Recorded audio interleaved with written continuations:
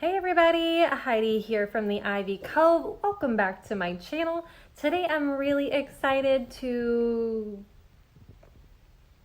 show you what I'm working on. I got this super cute little mid-century modern piece from a thrift shop that was going out of business. I paid like $20 for this little thing and it came out so stinking cute. So I'm really excited to show you guys my fun little journey with this.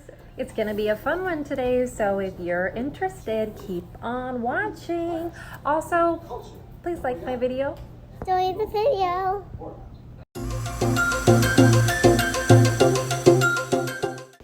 As always, we start off with cleaning. You always want to clean the inside, outside, inside the drawers, on the tracks. I vacuumed out this dresser before I started the video. I took all the drawers out, vacuumed the inside, and then cleaned all the insides of the drawers as well, just because you never know where the dresser has been.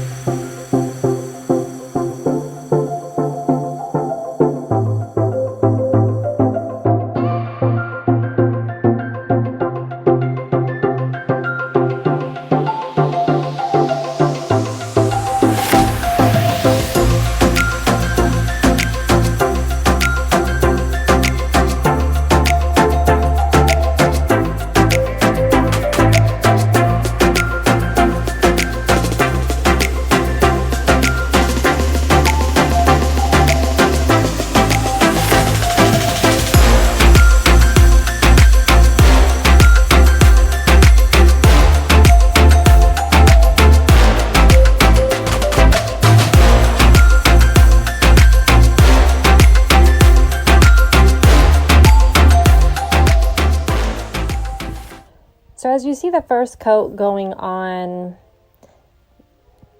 I'm kind of stippling a little bit onto the top of the drawers. You want to make sure you get all of the drawer covered. So I always do the tops, the sides, all around. This paint was really giving me a run for my money and my patience. It's very humid here. I live in Florida. I live right on the coast on a little barrier island just south of Cocoa Beach. So it is very humid here. And unfortunately, when I painted this piece, it was a lot more humid than I realized.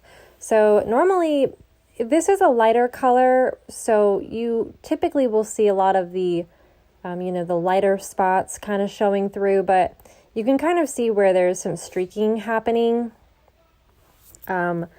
Even though this is a lighter color, the coverage should have been a little bit better than that, but it seemed like every time I went back over the paint, I was just getting more and more streaking. It's very important to let your paint dry completely before you put on a second coat. A lot of times I will whip out my blow dryer, and I definitely did have to use my blow dryer for this piece.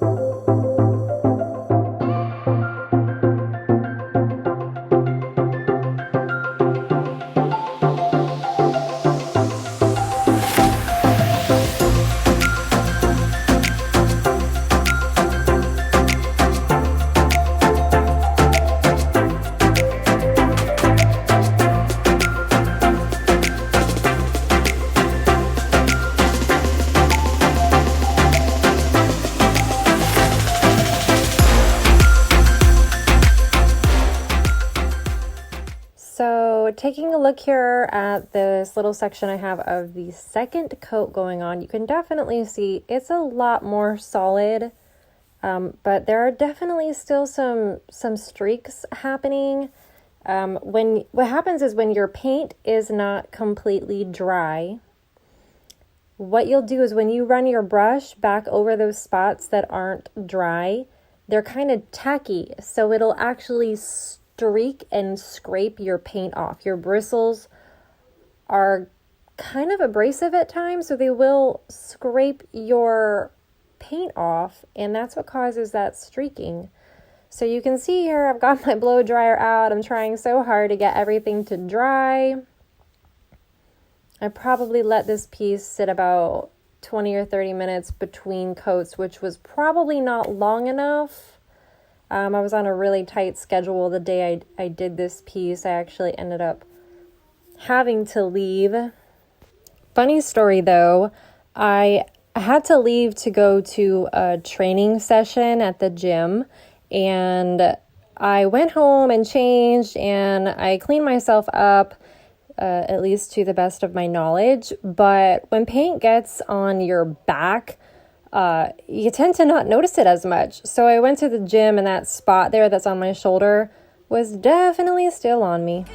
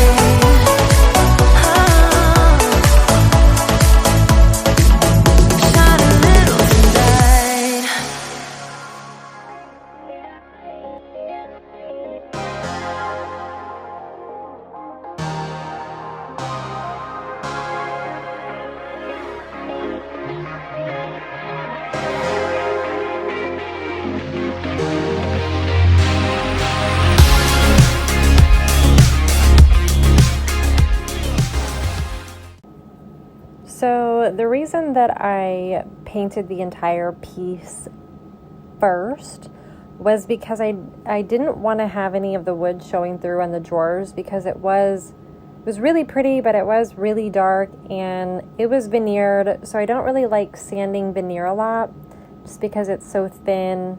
I didn't want to damage anything. So I decided that I was only going to leave the legs exposed, and I like the asymmetry of the drawers, but I actually did switch two of the drawers in the end, because when I got them all done and put together, it looked good, and then it kind of looked a little busy, and I don't really like really busy furniture, so I tried to tone it down a little bit by switching two of the drawers so that the arrows were going in the same direction on 2 drawers, and then the same with the other 2 drawers. One thing I will say is anytime you're using painter's tape, you want to make sure that your piece is been set. I would probably recommend leaving it for a few hours or even overnight before you put your painter's tape on it, because if your paint is not fully dried, you can definitely pull off some of that paint when you pull the tape off. There are less abrasive, less adhesive tapes, I think. The blue one is what I normally use, but there might be one that's a little bit lighter than that.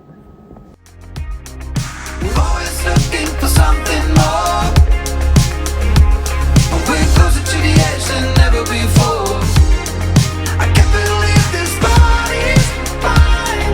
I'm outside. It doesn't make any sense. This was not how I saw the end. But I keep on breathing.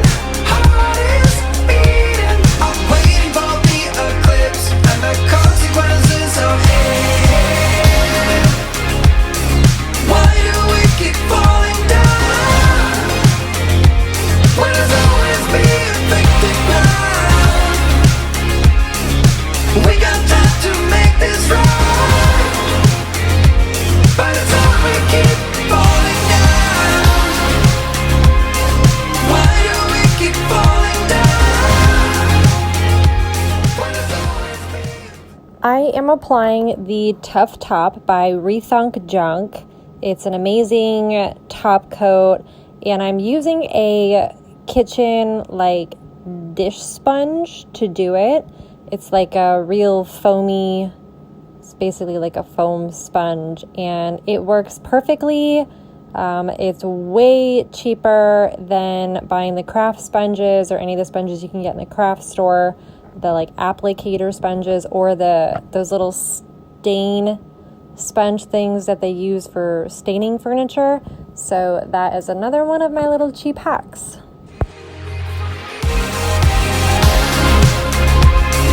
Why do we keep falling down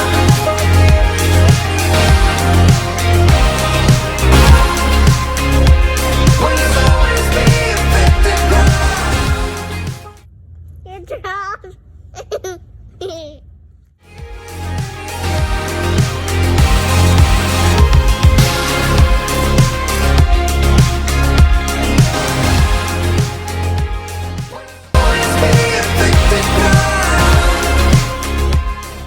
Thank you all for watching. I hope you guys enjoyed this video. How stinking cute did this piece turn out? Leave me your thoughts in the comments, guys. Please like and subscribe. Thanks so much. See you next time. Hi guys. Please subscribe to our channel.